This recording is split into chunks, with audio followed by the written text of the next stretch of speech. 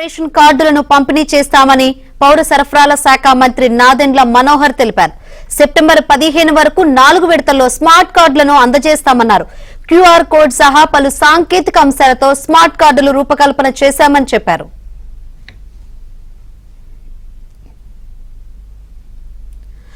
Smart ration కార్డులతో డీలర్లు అక్రమాలకు చెక్ పడుతుందన్న మంత్రి నాదెండ్ల మనోహర్ తో మా ప్రతినిధి సత్య ఫేస్ టు ఫేస్. కూటమి ప్రభుత్వం స్మార్ట్ కార్డు రూపంలో రేషన్ కార్డులు అందించేందుకు సిద్ధమవుతుంది. అసలు ఈ కార్డు ఫీచర్స్ ఏంటి అనేది మనతో మాట్లాడేందుకు మంత్రి నాదెండ్ల మనోహర్ గారు ఉన్నారు అనేది మరి వాళ్ళు తెలుసుకుందాం. సార్, ఈ కార్డు ఫీచర్స్ ఏంటి, దీని ప్రత్యేకతలు ఏంటి, గతంలో ఉన్న కార్డుకి దీనికి డిఫరెన్స్ ఏంటి?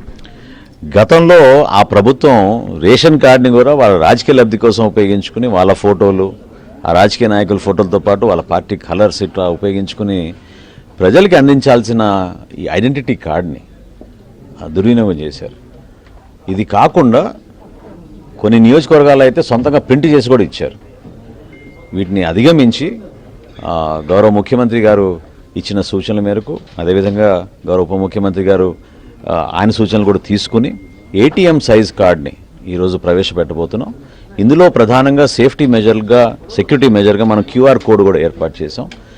ఏ ఫేర్ ప్రైస్ షాప్లో రాష్ట్రంలో అయినా సరే మీరు పోయి సరుకులు తీసుకోవచ్చు. 29,796 రేషన్ షాపుల్లో ఇదే ఫెసిలిటీ అందరికీ అందించేటట్టు ముందుకు వచ్చాం.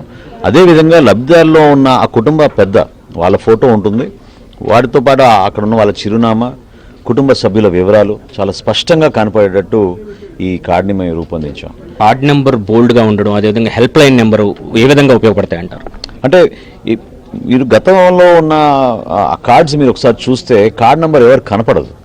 ఇదేం చాలా క్లియర్గా మీకు కార్డ్ నెంబర్ ఉంటుంది. మీకు సపోజ్ అనేక సందర్భాల్లో ఈ కార్డు ఉపయోగించుకుంటారు కాబట్టి కార్డ్ నంబర్ అనేది క్లియర్గా ఉంటే మీరు డేటా అప్లోడ్ చేసేటప్పుడు చాలా ఈజీగా ఉంటుంది. నంబర్ 1. నంబర్ 2, ఈ 1967 అనే నంబరు మాకు కాల్ సెంటర్గా ఏర్పాటు చేసాం. ఎవరికి ఎటువంటి క్వాలిటీ విషయంలో కానివ్వండి, క్వాంటిటీ విషయంలో కానివ్వండి పొరపాటు జరుగుతోందనే భావన వాళ్ళు కలిగితే వాళ్ళు ఇమీడియట్గా ఫోన్ చేస్తే మా సెంట్రల్ ఆఫీస్లో మేము నమోదు చేసుకుని దానిపైన డిపార్ట్మెంట్ పరంగా స్పందించడానికి ఒక చక్కటి అవకాశం. ఆ 1967 నంబర్ కూడా మేము నమోదు చేసి క్లియర్గా పెట్టాం. ఎప్పటి నుంచి కార్డుల పంపిణీ స్టార్ట్ అవుతుంది? మొత్తం రాష్ట్ర వ్యాప్తంగా ఎన్ని కార్డులు ఇస్తున్నారు? కొత్త కార్డులు ఎన్ని మంజూరు చేస్తున్నారు?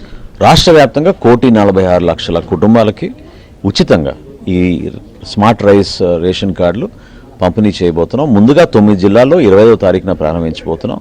విడతల వారీగా చేసుకుంటూ 15వ తారీఖు సెప్టెంబర్ కల్లా రాష్ట్ర వ్యాప్తంగా పూర్తి చేస్తాం. మొత్తం అందరికీ డిస్ట్రిబ్యూషన్ కనుక ఈసారి అవ్వకపోతే, కొంచెం లేట్ అయితే కనుక వాళ్ళకి పాత కార్డుల మీద రేషన్ తీసుకునే అవకాశం ఉంటుంది ఒక నెల రోజులైనా?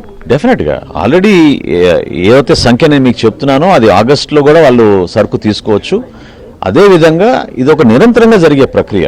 ఎవరైనా కొత్తగా కుటుంబాలు వాళ్ళు కార్డులు ఏర్పాటు చేయాలనుకుంటే వాళ్ళు గ్రామ సచివాలయం, వార్డు సచివాలయం నమోదు చేసుకుంటే తప్పకుండా వాళ్ళు కూడా రాబోయే రోజుల్లో కార్డులు జారీ చేస్తాం. అది ఎక్కడ కూడా పొరపాటు లేకుండా చాలా ట్రాన్స్పరెంట్గా చేస్తున్న ప్రక్రియ. ప్రతి కుటుంబానికి టెక్నాలజీని ఉపయోగించి కొత్త ఏటీఎం కార్డు డిజైన్ చేసి మేము ఈ రైస్ కార్డుని అందిస్తున్నాం. దయచేసి మీరు సద్వినియోగం చేసుకోండి.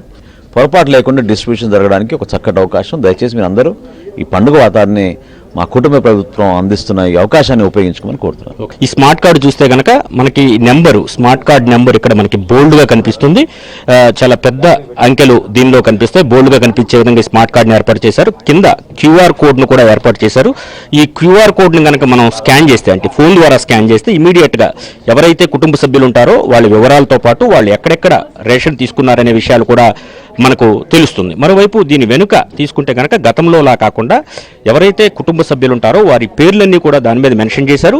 దీంతో పాటు ఏదైతే 1967 ఏదైతే హెల్ప్ లైన్ నెంబర్ ఉందో ఆ నెంబర్ను కూడా దీని మీద ముద్రించడంతో ఎవరికైనా సమస్యలు వస్తే ఇమీడియట్గా ఈ నెంబర్కి కాల్ చేసి ఆ సమస్యలను పరిష్కరించుకునే అవకాశం అయితే ఏర్పడుతుంది మంత్రి నాదెండ్ల మనోహర్ గారు చెప్తున్నారు. ఇది ఇక్కడ పరిస్థితి. కెమెరా పర్సన్ సుబ్రహ్మణ్యంతో సత్య, ఏబిఎన్ ఆంధ్రజ్యోతి, విజయవాడ.